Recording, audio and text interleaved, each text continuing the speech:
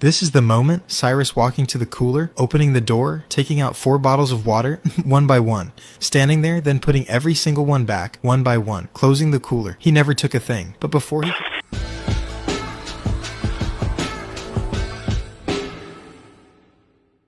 I'm blessed. Sweet, how you been? Working hard, but hey. I know that's right.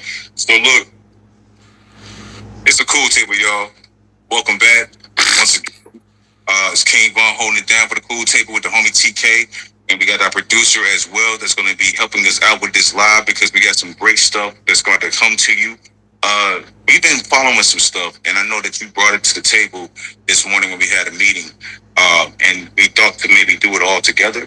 I think it was just a suggestion, but now we're going to because I think there's a lot of stuff that we could talk about on both of these, especially the one that TK wanted to talk about first. That really is well, I mean, it's we're going to dive into it. But first, why don't you tell us a little bit about what you know about the case? All right, what you know. So a 61-year-old Asian store owner, Rick Chow, Right.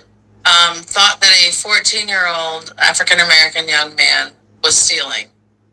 And they chased this boy out of the store and shot him over what they thought might have been bottled waters. This is the moment, Cyrus walking to the cooler, opening the door, taking out 4 bottles of water, one by one, standing there, then putting every single one back, one by one, closing the cooler. He never took a thing. But before he could reach that door, the store owner's wife said something in Cantonese. And within seconds, surveillance cameras captured all 3 of them, Alice Chow, Andy Chow, and Rick Chow, running after him. The investigator was asked, "Do you remember the moment you realized Cyrus never took anything?" He said, "I do." Did Cyrus Carmack-Belton ever brandish a firearm inside that store? The investigator's answer, no. Did he ever point a laser at anyone inside that store? No. Has anyone ever said he did? No one. That testimony came from the investigator who sat inside Rick Chow's own back office the night of the shooting, watching the store's surveillance footage play out on Chow's personal laptop, with Chow himself operating every camera angle. He was then asked what Chow's reaction was, in that moment, whether anyone showed any emotion when they realized the entire confrontation. The chase, the shoe flying off, the fall, the shot, had started over something that never even happened. The investigator's answer, "Not to my recollection." The jury then watched the surveillance footage themselves, slide by slide, camera by camera, every angle from inside that store. Alice Chow visible in frame, Andy Chow with his hat on backwards behind the counter, Rick Chow in a plaid shirt moving through the store, and Cyrus browsing the aisles, walking to the cooler, putting the water back, picking up his backpack, and walking toward the door. And they chased him and shot him, and then a jury in South Carolina found him not guilty. Okay. I'm going to pass this along to you guys. I might have a few little questions here and there leading up, but I think this is something more so for the two of you to discuss. Because you guys have more. T, we've spoken about this a little bit prior to doing this episode. Why don't you go ahead and tell me how you feel and what you think about this case? Or do you want to tell me what you know first, or do you want to just dive into how you feel about this shit? Yeah, you know me. I don't like to draw stuff out too long unnecessarily. The bottom line is, the kid is out the store. He's actually around the corner now, and you chased him out about 2 blocks to kill him. I mean, if I did that, I'm going to get life in prison. If I have a business and I chase somebody outside of my business for a couple blocks to kill them, I'm going to get life. I'm not asking, I'm not guessing. I don't want nobody to tell me nothing. I'm going to get life if I chase somebody 2 blocks. I'm sorry to even interject on that. I didn't mean to interrupt you at all, bro. But you said it absolutely right.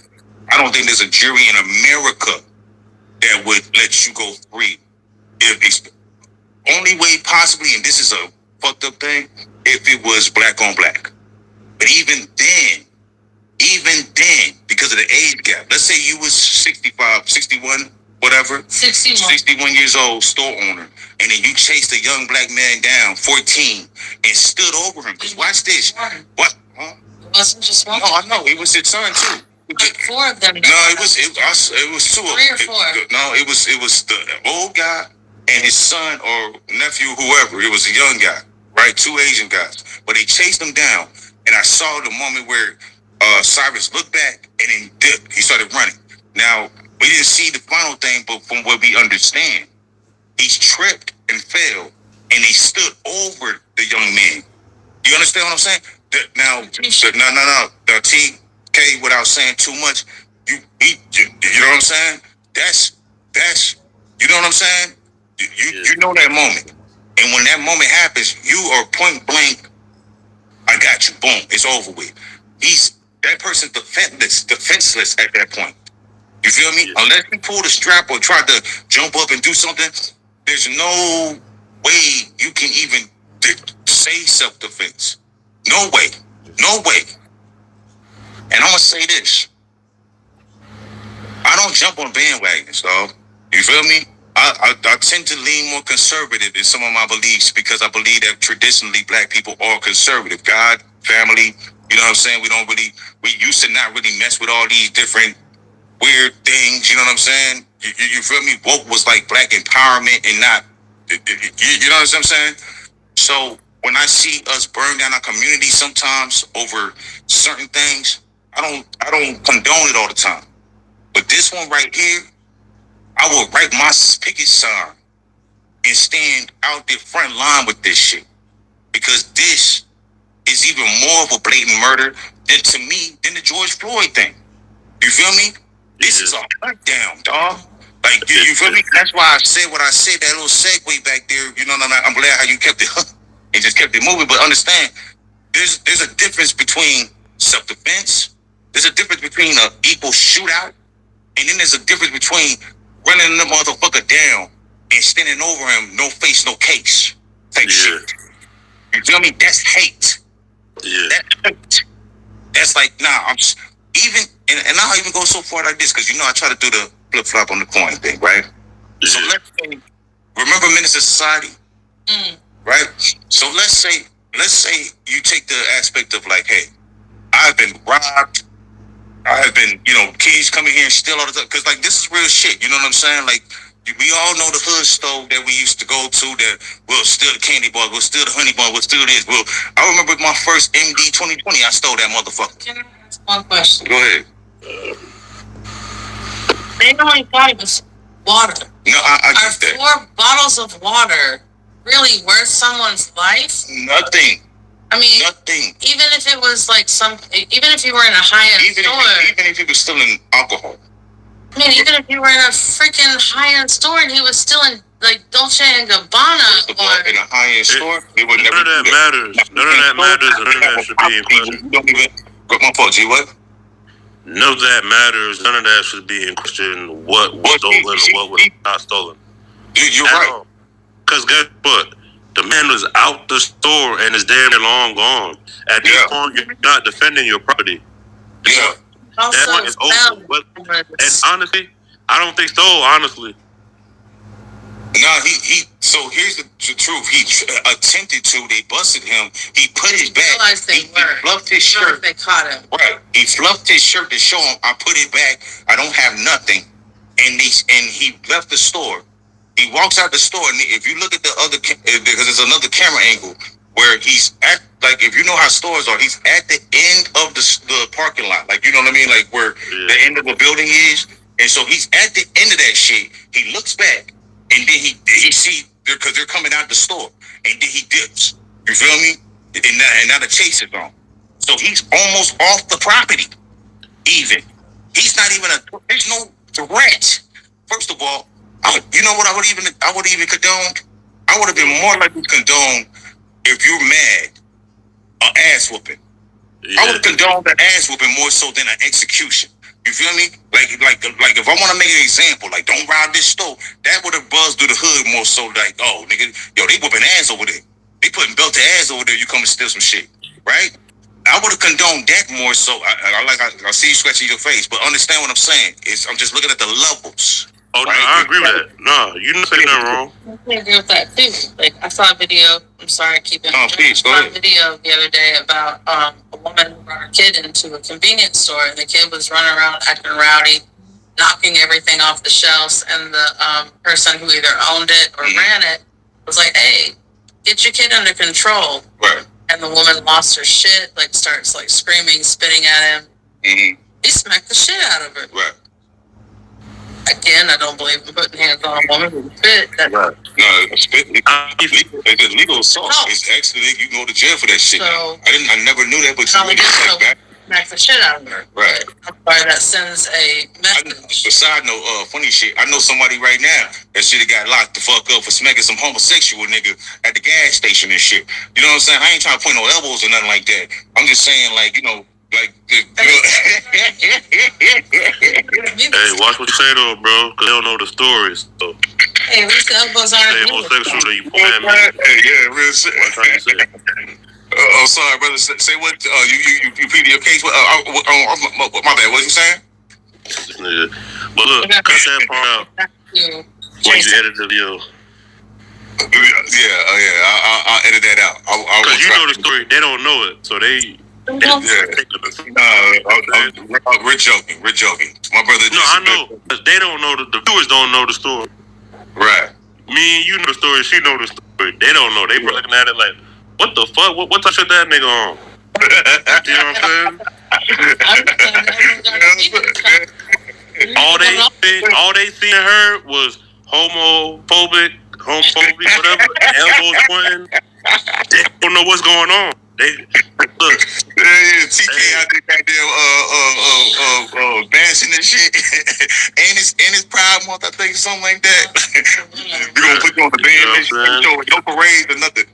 Hey, but when you be seeing them 1 and 2 viewers, it be like my brother and cousin out there in Jamaica. I can't get a phone call them asking me some questions. You see what I'm saying?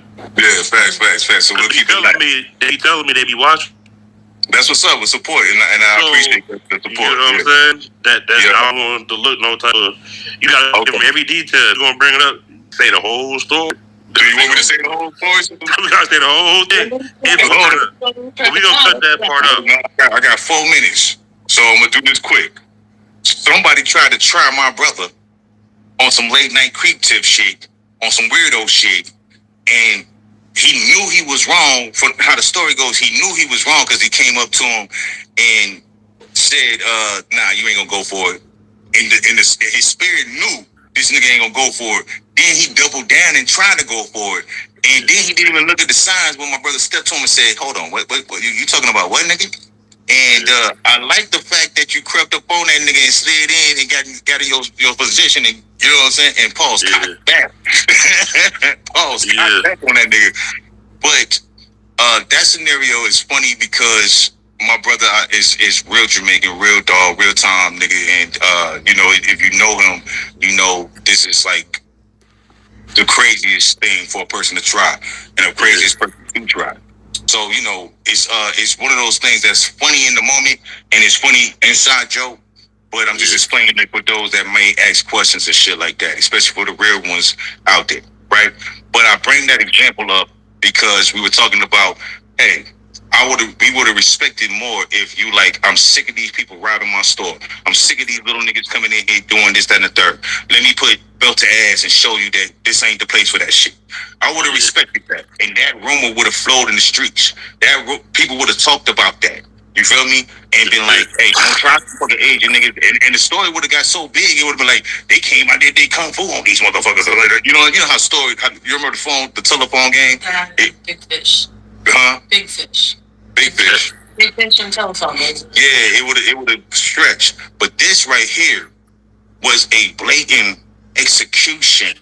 Like, and I like I said, I try to do the both sides. Like, let's say you are just frustrated and tired of people robbing your store. I get it. That doesn't mean that you allow your hatred to go to execution over water, my nigga. Like, water is the key to life.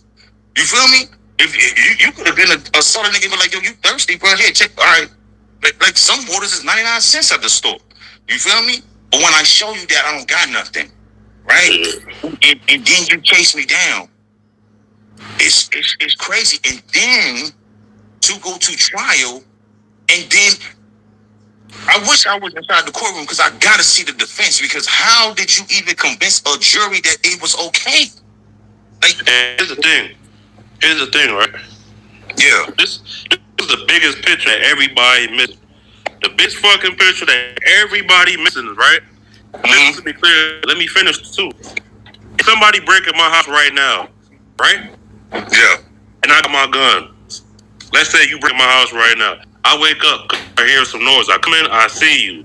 When you see me and I see you and our eyes lock and make four, and you turn around to go to the door, I shoot you in your back, I'm going to prison. I cannot shoot you in your back, even if you was in my house. Right. I can't even shoot you in your back. Let me finish. If you in my house and you don't want to get shot, all you gotta do is, well, if you want to minimize the risk of getting shot, all you gotta do is turn your back towards me, because your back toward me is indicating that you're not a threat to my life. I think you still can shoot them. You just can't. No. Let me know. You can't shoot nobody in the back. This is something I know. I'm telling you, this is something I know. You know, it's no longer self-defense. Your life is no longer in danger. So you can't, like, because I've heard this, right? Like, you can shoot below the waist, and that eliminates manslaughter, attempted murder, all that type of shit. No, you're not supposed to. When someone is no to you, when their back is turned towards you, they're telling you they're trying to get away. They're not a threat. You only kill or shoot or defend yourself when your life is threatened. Like if we're eye to eye, so it is your life is threatened. So you can't. So you can't wound them or anything. You can't do nothing. Only time you can. Go ahead. Go ahead. Yeah, your life.